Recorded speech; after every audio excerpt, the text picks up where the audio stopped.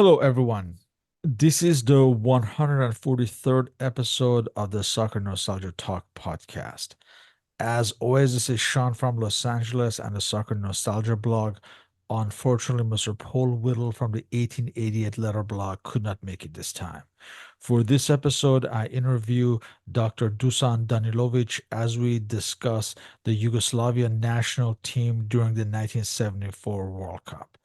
Mr. Danilovic is a senior lecturer and assistant research professor at Vanderbilt University. Welcome, Dusan. Thank you very much. Thank you for inviting me to talk about this pretty interesting topic. Thank you. So, can you introduce yourself and your trajectory into football? I was always interested into football, and that goes to these events around 1974. I was a little bit too young to remember that, but I remember 76 and discussions about that World Cup. I fell in love first with the Red Star and then with the national team. So I went through the games, so to speak, followed the games as a kid of 5, 6 years old religiously. And World Cup in Argentina 78 was a big thing for me and my friends. We watched all the qualifying games before it and the trauma that was there for Yugoslav national team, and then the World Cup itself, because for us this was the story of this famed Dutch team that were too young to see in 74. So we were expecting to see them. And this is the first time I cried about football when they lost to Argentina in a finals. So I played a little bit. I mean, everyone plays in Europe, but I played a little bit as a teenager for lower leagues teams in former Yugoslavia in that time. And I followed the Red Star and national team all over the place, watched the games, went to big away games with Red Star when this great team of Stojkovic, Savicevic, Prosinecki, and everyone else was assembled, went to Bari, and followed football, as I said, all the time since I was 5 years old. I have some kind of interest for the history of the game and history in general, but history of the game. So I would read everything that I could find and ask older people, and especially my dad, who was a big football aficionado, so to speak, about people from the past and things like that. So yeah, here I am. Let's go back in time. Can you describe the status of the Yugoslav national team into the early 1970s, with the last appearances being in the 1962 World Cup, as well as the runner-up position in the 1968 Euros? After the World War II, Yugoslav national team had a pretty good run on an international scene, both World Cups and Olympic Games. So they got 2 silver medals in Olympic Games. Eventually, they got a gold medal in Rome in 1960. In 1960, they were also in a final of European Championship. And then in 1962, they went into the semifinals of the World Cup and eventually ended up as fourth. This is where the first friction between players and federation and politics started to appear. Players asked for some kind of a money before the semifinals. This was deemed as unpatriotic, anti-socialist behavior, and they were scolded by high officials of the Communist Party in that time. So they lost the game, and somehow they ended up being fourth, and somehow that made football a little bit on a opposition towards the government, so to speak. That was the time when Western type of professional football started to appear, because from the 1945 and introduction of communism to Yugoslavia, footballers were treated as formal amateurs, so to speak, but they were employed in different organizations, or in a case of Partizan, they were simply commissioned into army formally and got benefits from it. But in 1916, professionalism starts to appear. and especially in Red Star Belgrade, Aleksandar Obradovic, Dr. O, a famous one, who was a coach, then director, he started to change the situation, and it was time of change. And during 1960s, after all of these good results of national team, you have a pretty lean seasons. From 62, you have 68. That was some kind of an incident because they didn't qualify. They didn't do well in 64 for European Championship. They didn't qualify for England.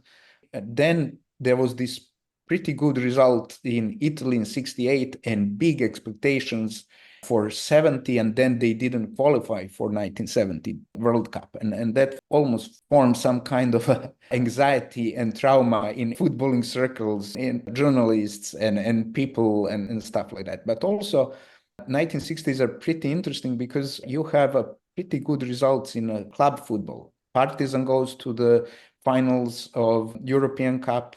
They lose again against Real in a game that is more connected with the friction between players and the board of Partizan and money and premiums than really result of the better game of Real. Partizan won decisive games against Manchester United, that was stronger team than Real in that time.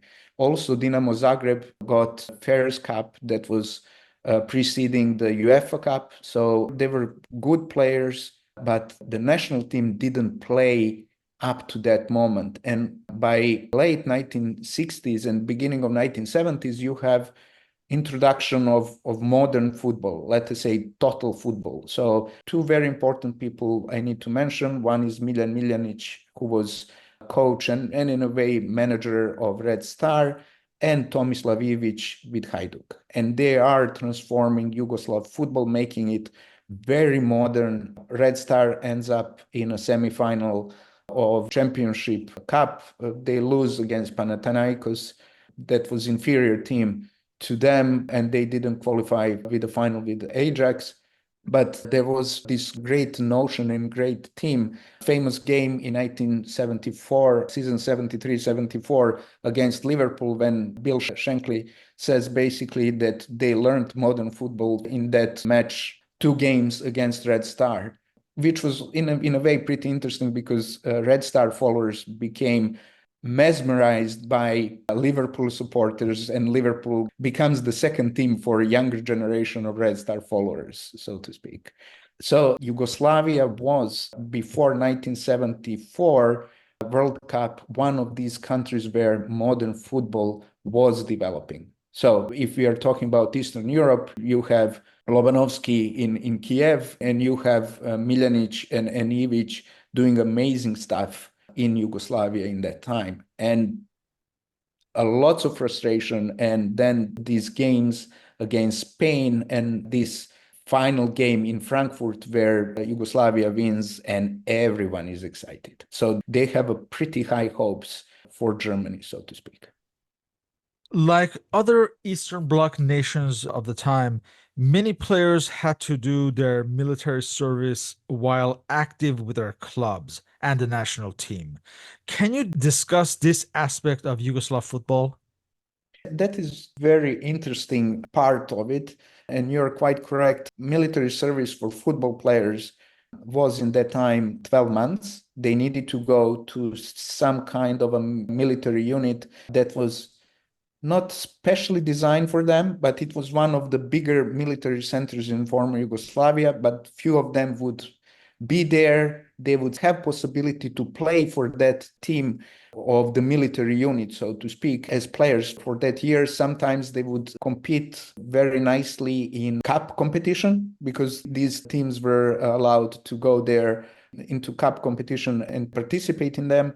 But it was still military life. They didn't train at the level and with the regularity they would do in their teams, and you could see a drop of their form when they would come. So no one would come. It was like you're at the top of your game, but you need to go for a year, and then when you come back, there are probably 3 to 6 months for you to catch up. So this is something that was happening to Djajic in that time before World Cup in Germany. He was considered one of the best players of Europe Europe in that time, and he was not in a best form, so to speak, as a player. And he was not the only one. Everyone went through this military training. This is an era when Yugoslav players transfer to Europe after a certain age. I believe it was 28. Many went to France, and this usually ended their international careers. Can you discuss this policy and some of the players who missed out on the national team during this World Cup year era as a result? The thing is, you're quite right. When players reach this age of 28, they were allowed to leave.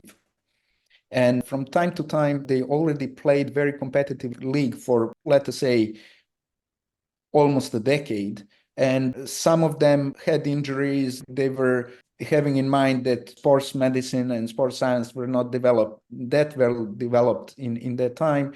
They would try to literally earn a little bit of money before they come back. And France was one of the countries that was pretty open for players from Yugoslavia. They were players going to Germany. There were players going to, let us say, Netherlands. Vasovic was the captain of Ajax team that got first European Championship, that generation with Cruyff.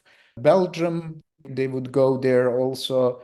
Italy was pretty closed as a market. They had very restrictive policies of how they attained players.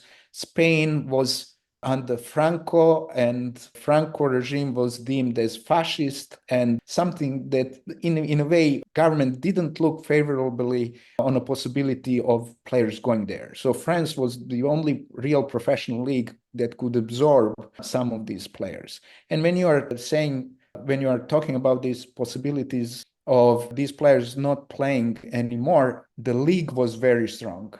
There was a big pool of players that were coming through ranks in different teams, and it was deemed that some of these players are past their peak, that we have good enough players in a country, and that we can compete with these players. And when you look into this team of 1974, most of the players are the players from Hajduk and Red Star.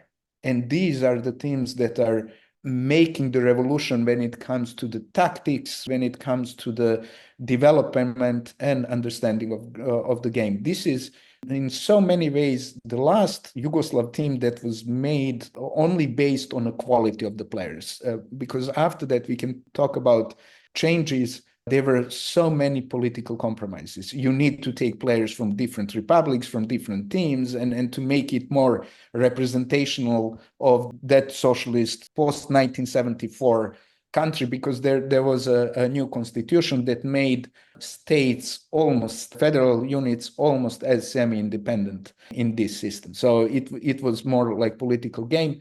But to return to 1974, this was a team that was really built on the quality of two teams, Red Star that was competing very well under Milanic in Europe, and also Hajduk that started to terrorize the Yugoslav League under Tomislavijevic. Side note, I always had trauma watching Red Star playing Hajduk because they were so tough opponent. Can you discuss the World Cup qualifiers culminating with the playoff in early 1974 against Spain in Frankfurt? Again, the team was not dominating. They were playing against Spain. Spain was one of these countries that were strong countries in a football, but there was also Greek team. The very important game was in Greece when Yugoslavia won with the Karasis goal at the end of the game and qualified for this additional game, playoff game against Spain. And everyone was very excited about it. And as I said, in so many ways, this was painted as some kind, almost like a political fight against Franco's Spain, which is again very very funny because Milan Milanic after World Cup goes to Real Madrid and coaches them, and he was a relatively high communist official, and he gets this possibility to go and coach to the team that is representation of Franco's Spain, so to speak. It's very interesting.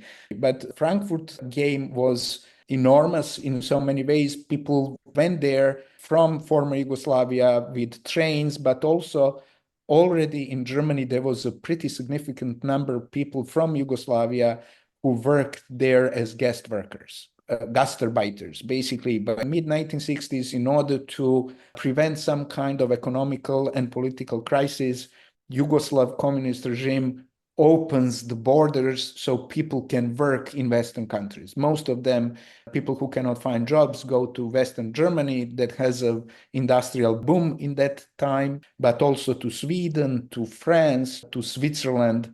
This is a little bit less to Netherlands, where people are working, but especially Germany. And you have this big diaspora, and Austria, I'm sorry. You start to have this big, relatively patriotic diaspora in Germany in that time. And everyone goes to the stadium. It's a big game. Katalinski scores the goal, and it was pretty tense. Qualifications, they didn't excel. It was very average. And considering the players they had, I think they underperformed. And barely by the sheer luck in Athens, they won the game and possibility for this playoff game against Spain once again. And that game, I think, with the one that was in Belgrade in 1977, formed some kind of a rivalry between Spain and Yugoslavia that lasted until basically Yugoslavia dissolved in 1990s. So these were two countries that had a pretty fierce competition one against other when it comes to national team games. Why did Riadin Boskov resign as national team manager following the qualifier against Spain on October 21st, 1973, the scoreless tie match at Zagreb? Boskov was considered one of these great coaches, and he is going to coach Real, and he is going to have a great success with Sampdoria, but somehow he didn't click with his players. So it was considered the team is talented, and it was talented. Players like Djajic, Oblak, like, let me say, young Shuriak and young Bogicevic, they were amazing players, world-class players, and they underperformed. And there was this and Boshkov always had this relatively laconic way of discussing problems, and he never looked serious as a coach when he would talk to journalists and explain the games. So there was a tension inside of the footballing balloon in that Hierarchy? time. Yeah, but also journalists, supporters, everyone wanted the team to qualify after two failures. And they then removed him and put Milanic and others as some kind of emergency committees. And this is something that I talked to some of the people who were much older than I. That commission was always considered like Milanic's team. Milanic was the head, They had, and they yes. were helping on it. It was more like a cover for him than anything else. So this commission, this technical commission, included Milan Ribar, Suleiman Rebac, Tomislav Ivic, and Milovan Siric, and with Milan Miljanic as the head, so to speak, like you said. So can you discuss more about Milanic's trajectory as well as this decision? Was it more of a political decision to have all those coaches involved? I think it was some kind of a political decision. Let us put good coaches, and all of them, as I said, Milanic was genius. Tomislav Ivic was genius. They will prove this by being coaches in Europe and doing significant things with very famous teams. But also, Ribar and Rebac were some kind of acolytes of this new football. So this was like a team of people who were following the same idea. And as I said previously, Milanic started in mid-1960s with a group of very talented kids in Red Star. He was one who gave Djajic big chance when he was a 16-year-old kid. He started to reform football. He knew that things in football are changing. He was trying to adapt old school Eastern European type of or Central European type of football into something that is akin to total football. And he got really great results. For several years, Red Star was undisputed champion of the Yugoslavia. And that was in very competitive league and in a time when, as I noted, Partizan and Dinamo had some international success. And Ivic was a little bit younger than him, also very ambitious, and he got very talented Hajduk group of players. So Ribar and Rebac are connected because their teams were performing very well. In my personal opinion, Ciric was some kind of outlier there. He was more like older generation of football thinking, but he fitted as some kind of a Liaison with the past, perhaps. Yeah. something like that. But the whole idea basically was that this was in a way Miljanic's team. And Miljanic had this great success internationally. He was trying to glue these players into pretty decent team. Yeah. In mid-season, Miljanic requested league matches to be switched to midweek to end the season earlier, to have more weekends to arrange national team matches and get-togethers. But the clubs nixed this idea. Can you describe this in more detail? That was something that was fight for a power because this league was competitive. There was so much at stake at these competitions, not only qualifying for Europe, but also who is going to be relegated into the second division. Teams were run mostly by some local influential politicians who were connected with some of these big local companies. It was almost like a small fiefdoms that they had in their towns. They didn't want to compromise with it. And at that time, Miljanic didn't have enough political strength to influence this situation. He was still not the one who was making major decisions in football association. His rise to power will be more when he comes back in 1980 to revive Yugoslav team and to prepare it for the Spain. And after that, when he becomes more or less like a director of the team and then president of Football Federation. Let's discuss the final 22 selected for this World Cup. At number one, you have starting goalkeeper Enver Maric of Velez Mostar. Number two, in defense, you have Ivan Buljan of Hajduk Split, who would later join SV Hamburg in West Germany. Number three, in defense, you have Enver Hadziabchik from Zaleznikar, Sarajevo. Number four, in defense, Drazen Muzinic of Hajduk Split. Number five, in defense, Josip Katalinski of Zaleznikar, Sarajevo. Number six, in defense, Vladislav Bojicevic of Red Star Belgrade. Number seven in midfield, Ilya Petkovic. He was the only foreign based player playing in Troyes in France. Number eight, midfield, Branko Oblak of Hajduk Split. Number nine, Ivica Suriak, a striker at Hajduk Split, who would later play for Paris Saint-Germain and Cagliari, if I'm not mistaken. Yeah. Number 10, midfield, Jovan Asimovic of Red Star Belgrade.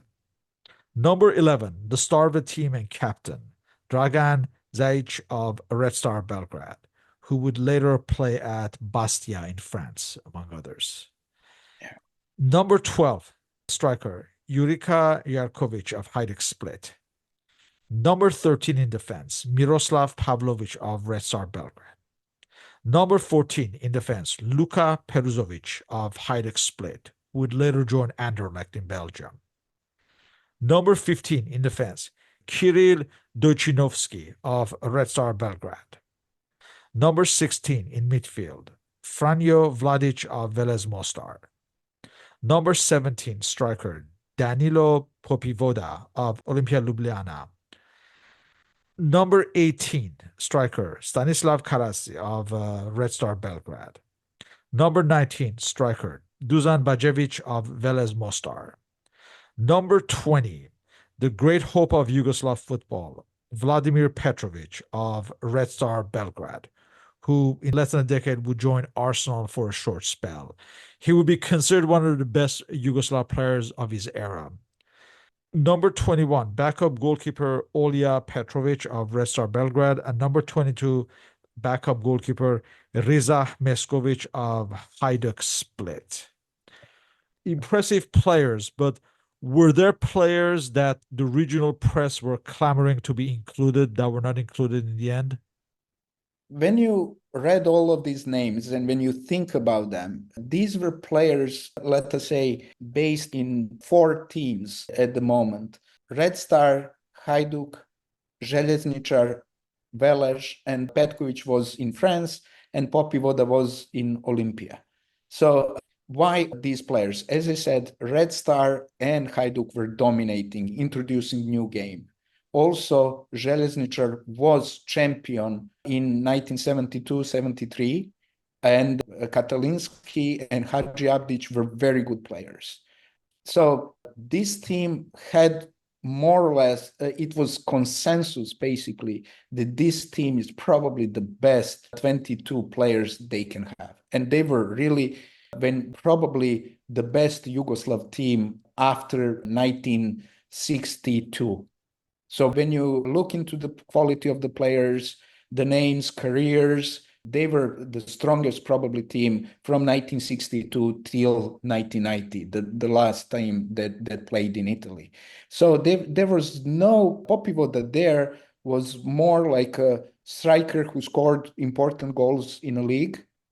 And he was more like a backup striker in this situation. So he was not considered as someone who is going to take the team. So it was understood that he is there to fill the gap. Bajevic was at the top of the form. Young players like Šurjak, and who was 20, and Petrovic, who was 19. Petrovic was born in 1955, Šurjak in 1954. They were these young, very talented players that should be part of a team. Šurjak played more than Petrovic in this World Cup, but they were considered very good additions. So there was no big infighting who these players need to be. It was almost like consensus, mostly Red Star, Hajduk, and some players from Željezničar that was a champion a year ago or something like that. And then Velez players and Velez, Maric, Vladic, and Bajevic, they were part of this Velez team that was contender in that league for the top honors. So it was good team, really good team. Was there any reports of any internal disputes regarding bonuses promised ahead of the World Cup? We didn't know that. That is something that this started to show up a little bit later. It was very interesting political situation because at the end of 1960s and the beginnings of 1970s, there is some kind of a relaxation of political relationship between Yugoslavia and Federal Republic of Germany. Because World War II history and stuff like that, this relationship was very tense. But with Willy Brandt becoming the Chancellor of Germany, situation starts to relax. And during that period of time, Germany becomes a very important economic partner to Yugoslavia. And also it is basically this place where people who cannot find jobs in Yugoslavia go to work. And not only they go to work, but they send a lot of money to the country that starts to feel the problems of the economical development. Having said that, team goes to Germany and then Tito visits Germany and they discuss some kind of a big announcements and credits and some war reparations from Germany to Yugoslavia because of the World War II. And he visits the team and then there is this discussion. They got this spiel of patriotism and they need to perform very well and stuff like that. But eventually, during the World Cup, team really starts to talk about premiums. And again, Stane Dolanc, who was involved in football and he was this Minister of Interior and one of these hardliners goes there and basically tries to put things under the controls, and players are scolded, and you see a little bit less morale. And that is happening just before they start to play the second round. The thing is, people didn't know that until mid 1980s. They thought that they were simply outplayed by Germans, Poles, and surprisingly Swedes. And that was the game that didn't fell very well. So let's get to the World Cup. Yugoslavia actually play the opening match of this World Cup with defending champions Brazil. And this match was in Frankfurt. So they're in a group with Brazil, Scotland, and Zaire. Potentially, they're fighting it out for Scotland for the second place, as Brazil is seen as the favorites and Zaire is seen as no hopers. This opening match on June 13 at Frankfurt, Dusan Danilovic was suspended for this match after being sent off against Greece in the World Cup qualifiers. So for this match, we have Maric, Buljan, Hadziabdic, Muzinic, Katalinski, Bojicevic, Petkovic, Oblak, Suryak, Asimovic, and Zajic, the captain. The match ends in a scoreless tie, and Yugoslavia look good in this match and have some confidence as Brazil is not looking like the Brazil of 1970. They take the momentum from this for the next match on June 18th at Gelsenkirchen against Zaire, and it's a complete rout. 9-0 win for Yugoslavia, to such a point that Zaire team actually replaced their goalkeeper, and he's like the first goalkeeper to be replaced in World Cup history for any other reason than injury. And he was substituted after 22 minutes. By that point, Yugoslavia were leading 3-0. Bajevic scores a hat trick in the 8th, 30th, and 81st minute. Zajic scores in the 14th minute, Suryak in the 18th minute, Katalanski in the 28th minute, Bogicevic in the 38th minute, Oblak in the 51st minute, and Petkovic in the 65th minute. After this, with the goal difference, they've more or less qualified for the second round as they play against Scotland on June 22nd at Frankfurt. This is against a Scotland team that includes some familiar faces: Kenny Dalglish, Billy Bremner, Joe Jordan, amongst others. This match ends in a 1-1 tie. Yugoslavia score in the 81st minute when Karasi heads in Zajic's cross from the right. But just before the end, Scotland tied the match through Joe Jordan. So it's Yugoslavia that wins the group on goal difference and edge out just Brazil. So Yugoslavia and Brazil move into the second group phase. Now, at this point, was the World Cup already regarded successful by the virtue of qualification to this second group phase?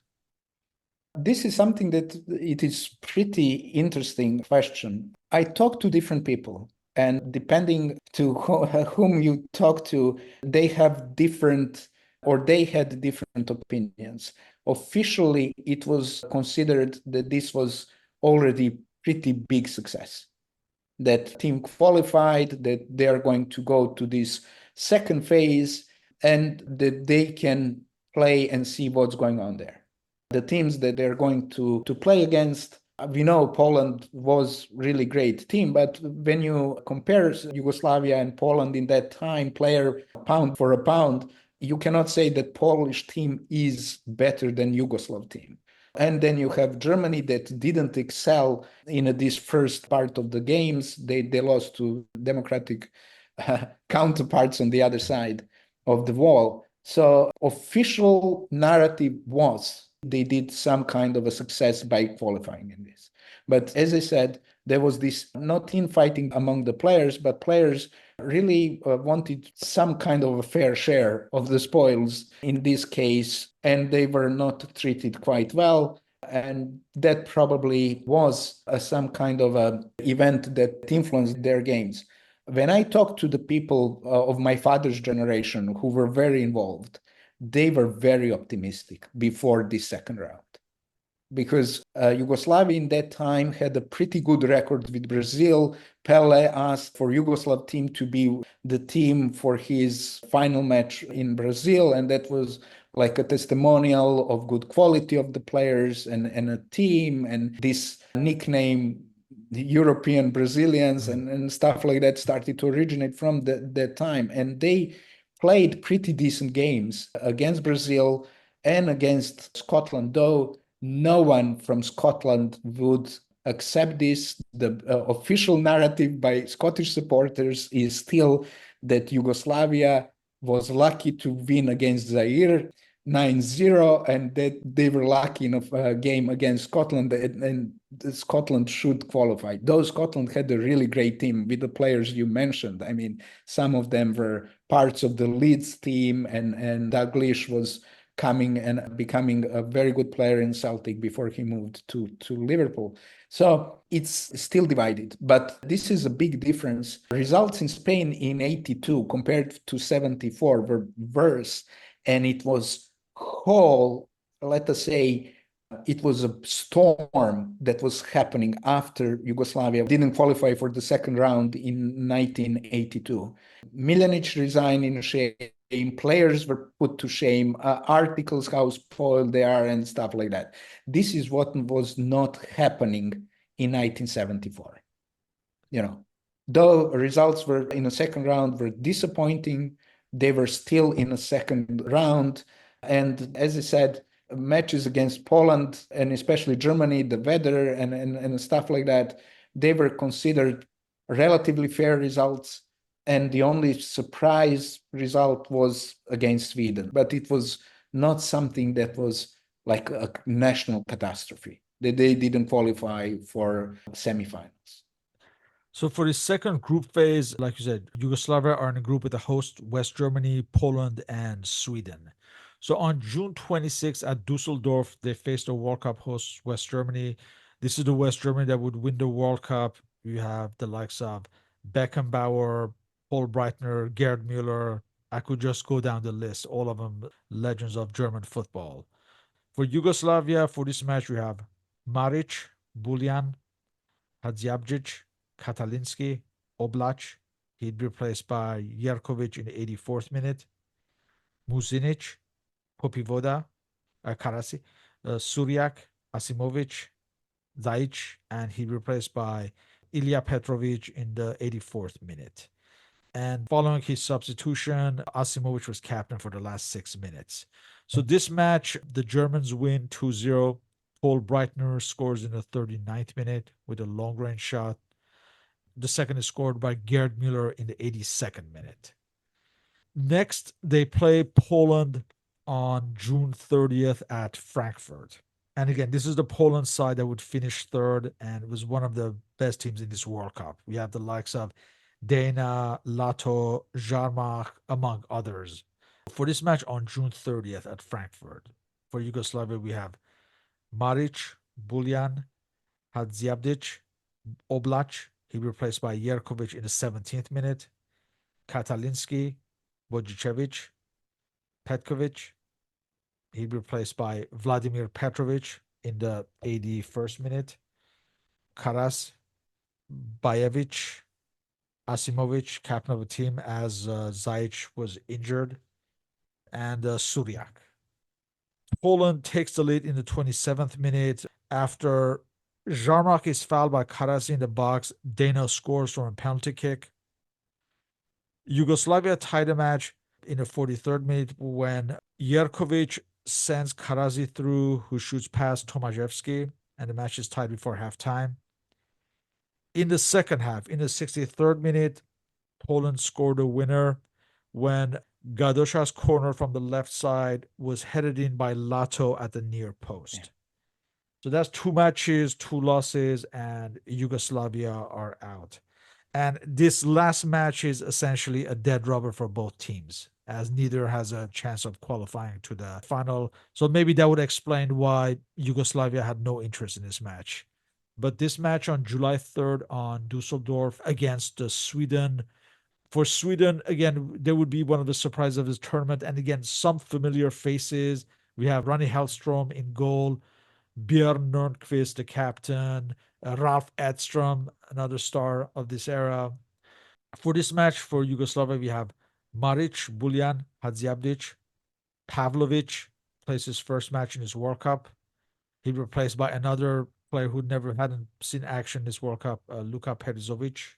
He replaced, in the 78th minute. Katalinski, Bujicevic, Vladimir Petrovic. He replaced by Karasi in the 66th minute. Jerkovic, Suriak, Asimovic, and Zajic is back as captain for this match. For this match, Yugoslavia take the lead. Suriak scores from Zajic's cross, but just 2 minutes later, Sweden tied the match when Ralf Edstrom knocks in a loose ball that was just touched by Maric from a corner kick. We go all the way until the 85th minute when Sweden scored the winner through Connie Tortensen. The World Cup ends right there and then for Yugoslavia and Sweden as well. Despite the dispute over the payments, Yugoslavia were eliminated in a group with two of the best teams in the world, West Germany and Poland. So, given that, was the World Cup in retrospect regarded as a success? When you have read all of these tiny bits of the games and how the result changed, the crucial game was against Poland. And the fact that Djaic didn't play and he was far the best player of this team also tells you that there was a pretty good fight. And from the point of view that Poland got third, that the only other good side was the Netherlands team. I mean, on the other side of the competition that played with Brazil and others there, East Germany, it was considered a decent result. It was not catastrophe, but it was not something that people would say, okay, perfect, we have done this. It was more or less, okay, it could be better. We lost against world champions and the third in a World Cup, but there was so much promise in this team. And that was a little bit of bitter taste. It was not lingering there, but still it was one of these unfulfilled chances for Yugoslav team to show its full potential. Team didn't play to its full potential in a World Cup, and especially in this second round. But as you pointed out, very good teams in this group. Who were regarded as scapegoats and who were praised for their performances? I think that a major player who got out of all of this was Shuriak. Shuriak was some kind of a revelation. Petrovic played a little bit, but Shuriak becomes a mainstay of national team from the World Cup in 74 until the World Cup in 82. He is almost always like on a list of the players. Djaic didn't perform to the standards that he was expected to do. Oblak also didn't play, but there was no scapegoats in this time. It was a different atmosphere in comparison to 1982 when Sušić and Petrovic were accused of being lazy and not motivated and whatever when the team didn't progress to the next round. So it was low-key coming back. It was not winner's reception, but they didn't come back in some kind of a disgrace. But with the hindsight, you can think that this team could perform on a higher level in a second round. What was the press analysis of the results and the lessons learned from this tournament? Press was relatively kind. They recognized that team lost to Germany and to Poland. As I said, a little bit of this dead rubber game, how you defined it, against Sweden was considered maybe a result that they should not lose almost at the end of the game, especially how the game developed. So it was more or less When you think about sports journalism and the way how it was written and now how they write in the Balkans, in the former Yugoslavia, it was relatively calm reception. That is something that was relatively unusual. But this was really last big chance for Djic to shine as one of the best players in the world. He didn't fulfill the promise, he got injured, and that was in a way disappointment on a part of the people who were engaged in following football in former Yugoslavia. Milan Miljanic was already in demand as a manager and joined Real Madrid after the finals, as you mentioned earlier. And Zajic would also join Bastia in time. Was there ever a discussion that players, let's say, should be stopped from going abroad, or were they encouraged to leave and gain experience? In that time, it was considered, for this generation, it was considered a very well deserved, let us say, reward for whatever they gave to football. So Oblak goes to Germany, Buljan goes to Germany, Djic goes to Bastia, but his story is very interesting because he was courted by, according to his own admission. It is very interesting because people do not talk about these things in former Yugoslavia that much, how the transfers were done and stuff like that. And nobody talks bad about Miljanic, even considering the fact that he's dead for almost 30 years. Djic says that in that time he was courted by both Atletico Madrid and Real, and that Miljanic didn't look favorably to the possibility of Djic going to Real Madrid. That is something that, and in a way, you can hear from Djic, who is now 80, a little bit of grudge now that he didn't play at the highest possible team, in the highest possible team that he could get.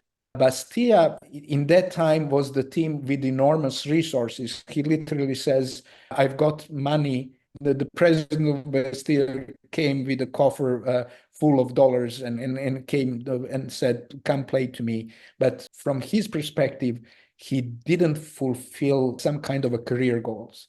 Oblak had much better career in Germany. Buljan had a much better career. I mean, then from Germany, he moved to Cosmos to play there. Players were moving abroad. The biggest scandal that will eventually happen will when Bogicevic, instead of going to army, goes to United States and starts to play for Cosmos. And he is basically removed from the history of Yugoslav football and from that moment, and which is pity because he is probably, along with Belodedic, the best modern defender who played for Red Star. He was an amazing player and great loss for the national team. In closing, after 50 years, how is this World Cup performance regarded by football historians? In former Yugoslavia, as a missed opportunity. Because, as I said, they had very forward-thinking coaches in Miljanic and Ivic. I mean, Miljanic had these very capable assistants. The team was very good. The players performed at their team level very competitive games in Europe. It was a missed opportunity, not disgrace, but missed opportunity. And that was, as I said, the last Yugoslav team that was really made based on quality. After 1974, football becomes very much connected with the politics. And that will make performances of Yugoslav team much worse in late 1970s till mid 1980s. It became more politics than really players playing for the team. With that, I would like to thank you for your participation in this interview. All our respective contact information is listed on the blog and podcast uploads. So, Dusan, thank you very much and hope to continue these discussions on Yugoslavian football history. Well, thank you very much for inviting me. It was such a pleasure to talk to you. Anytime I'm here. Thank you very much for inviting me. Thank you. Thank you.